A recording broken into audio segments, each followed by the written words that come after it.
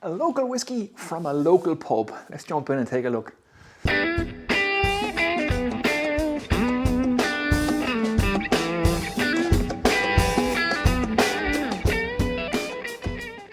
What's happening, guys? Welcome back to the Whiskey Shed. My name is John McGrath. I'm an Irishman in his workshop tasting whiskey, sharing that experience with you guys. Now, I have a nice little unique one for you guys today. Now, sadly, this is not one that you're going to be able to get your hands on. It's from a local pub in my hometown of Waterford City. This one is a quite fun one and has a quite fun story to it, so I thought I would share it with you guys. It's released every Christmas from the pub, and it may be available online in coming years, so definitely keep an eye out for it. But it's quite a fun story. This is Thomas Maher's blended Irish whiskey. It's a premium blend Irish whiskey. It's famous that Thomas blended it himself from a secret recipe that nobody knows. And also he does a whiskey mac there as well. So let me just tell you a little bit about Thomas Maher, his pub. Sadly, he's no longer with us. The pub is now under new ownership. So Claire and Dinesh own the pub now. I'm actually an electrician in my day job is what I do, and I'm actually doing all the work on that particular pub in the town, and it is still the same as it was back in the day, so it's quite a fun one. So let's jump in, let me tell you a little bit about this. Okay, so where to start with this one? Now, this one has quite a fascinating story. That's why I wanted to share with you guys. Thomas Maher and the pub. He was a bit of a legend in my hometown of Waterford and in Ireland for that matter. It's quite a famous little pub on 20 O'Connell Street in Waterford. Moon Darrick House is the name of the building. Now, Thomas was quite a character in the town. He was quite well known. His pub was famous for the fact that he refused to serve women up until the day he died in 2003. He was Ireland's oldest pub serving publican, so he died at the age of 92. And like I say, he was famous for refusing to serve any women in his bar. The only woman allowed in his bar was his wife, Mary, and he kept that up until the day he died, despite multiple protests outside the bar. So feminist groups would come along and picket outside the bar. He would just close the pub, and that was it. He would wait for him to go away, and then he'd reopen his pub again. He kept quite unique opening hours. He was very, very strict, so he would open for lunchtime and close at 2 o'clock. He would open again at 7 p.m. and close exactly at 10 p.m. and not a minute past. And he believed no one should go home drunk from the pub. He always said that a man should return home at the end of the week with his wages to his wife. And famously, when he was asked what did he think about women drinking, he said, no, I'm not for that at all. He said, it's bad enough having a man in the house who drinks. If both ends of the house were on fire, that would be a disaster altogether. So he was quite a unique character in that respect. He never actually took a drop of drink himself. So for his whole life, he was a teetotaler, even though he was a publican. He famously fell out with Guinness and refused to serve all Guinness products in his pub. So he served no Guinness products in his pub up until the time that he closed the pub until he died himself. And he was quite a character indeed. He had a famous ethos for his business and a famous saying, and it went like this: I never want to see you too early, too late, or for too long. And that's how he ran his business. And like I said, he never let anybody go home drunk from the pub.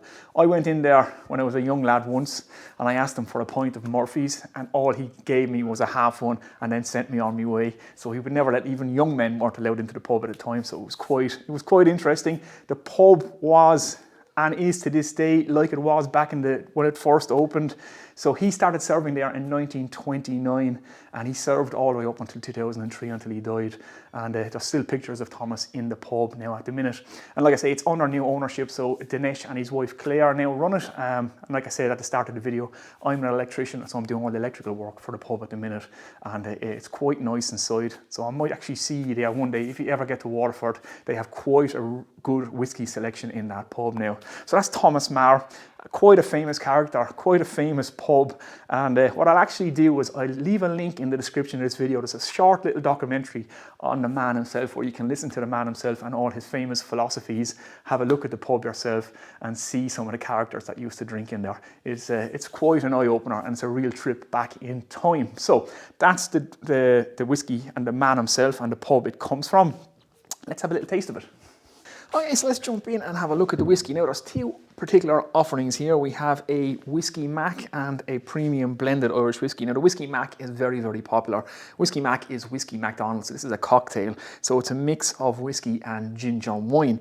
Now Whiskey MacDonald is attributed to a Colonel MacDonald who served under the British Raj in India. That's supposedly who came up with this cocktail, and it's quite popular with golfers apparently on the golf course. Traditionally it would have been a Scotch and a ginger wine mix. It's a really nice drink to have one glass of. It's very sweet, I find, but it's a lovely warming drink on a cold day, so I can really see why it would be nice on the golf course.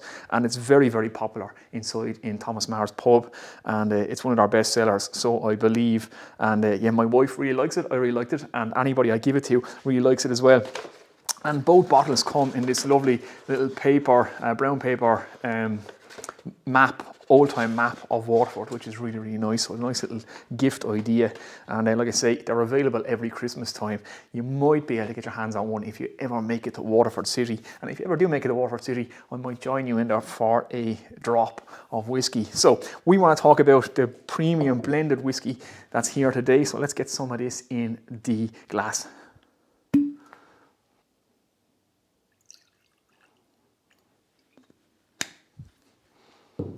Okay, so let's get nosing and tasting this whiskey. Now, like I say, it's a premium blend whiskey. It's a secret recipe, so nobody knows what Thomas blended in this whiskey, apart from the new owners of the bar. They were given the recipe, apparently, so they know exactly what's in it. It's bottled at 40% ABV, and it's a blended whiskey, like I say, and I can't give you any more information than that.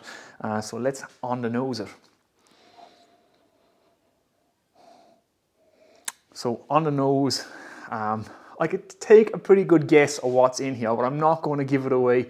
Part of the fun is the mystery of what Thomas actually blended to make this whiskey. But a very nice nose, very fruity, has a little peppery note to it, so that might give you a little hint of what I think was in here.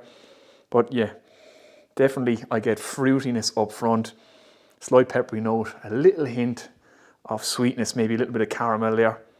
Just a touch, and there's a malty note to this too, which is not typically what I would find in the whiskey that I think might be in here, but whatever it's blended with has a nice kind of malty character too. So fruitiness, a little bit of pepperiness, a little touch of caramel, and a malty character.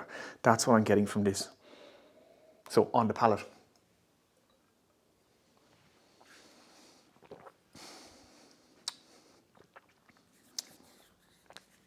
So on the palate again, it has a real kind of familiar feel to it. Definitely know it's an Irish whiskey. It has that nice fruitiness again, like I'm saying. It has that peppery note on the mid palate.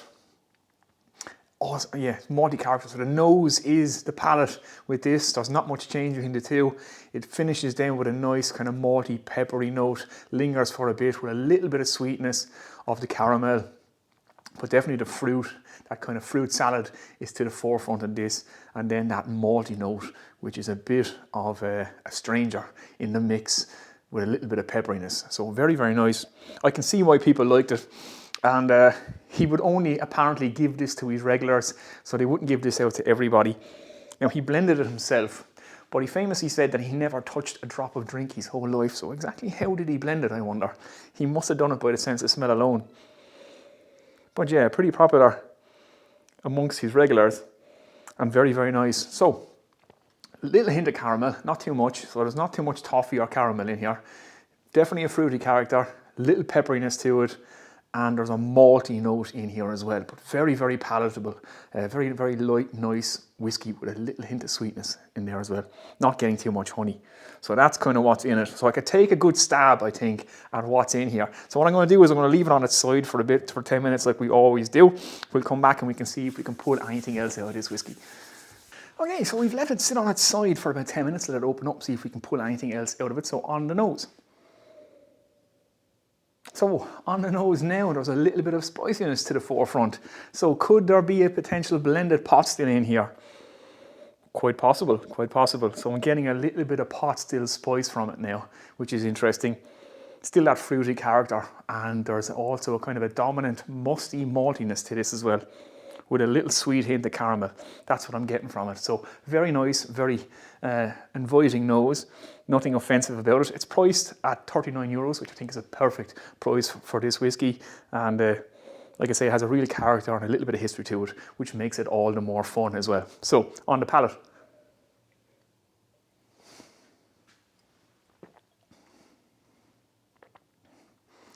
So on the palate now, I'm getting a little bit more of the pot still spice and a little bit more caramel. So it's kind of a spicy sweetness I'm picking up. Peppery, malty note with that little fruity fruit salad hint in there as well. So I've a fair idea what could be in here. Now, if you guys know, or if you guys think you know what might be in here, don't say it in the comments below. Keep it to yourself. Like I said, part of the fun of this bottle is the mystery of what did Tom blend in his whiskey. And it's a very nice blend, I have to say. Very, very palatable, and like I said, priced at €39, which is a perfect price for this whiskey. So there you go, guys. Very, very nice. I hope you've enjoyed that one. A little bit of a fun one for you today. I know it's not one you can get your hands on, but if you ever happen to be in Waterford, you can stop into Thomas Maher's pub when, of course, the pubs get to open back up again. It's been a particularly difficult few years for all pubs now, and they're really struggling. And the new owners are so nice. They've put a lot of work into the pub and getting the whiskey up and running again. And very, very hard times for them all. So I wish them all the best in their new venture. And like I say, if you ever get to Ireland, if you ever get to Waterford, stop in, have Whiskey Mac, taste Thomas Maher's premium blended Irish whiskey, and see for yourself what you think there. And I might even see you in there for a drop, because they have quite a good whiskey selection behind that pub. So there you go, guys. That has been my review of Thomas Maher's premium blend Irish whiskey, a local whiskey from a local pub. We almost forgot to toast. Let's get a little bit more of this in the glass. Some of you got on to me the last time that I never included my toast. And I'm running out of Irish toast, guys. There's not that many, and I have a lot of videos out now. So, may good and faithful friends be yours wherever you may roam. Sláinte Maher, I shall see you in the next one. Take it easy. And yeah, Thomas Maher's premium blended Irish whiskey. Quite nice, quite palatable. I have a fair idea what's in here, but I could be completely wrong. That's the fun of it, I suppose.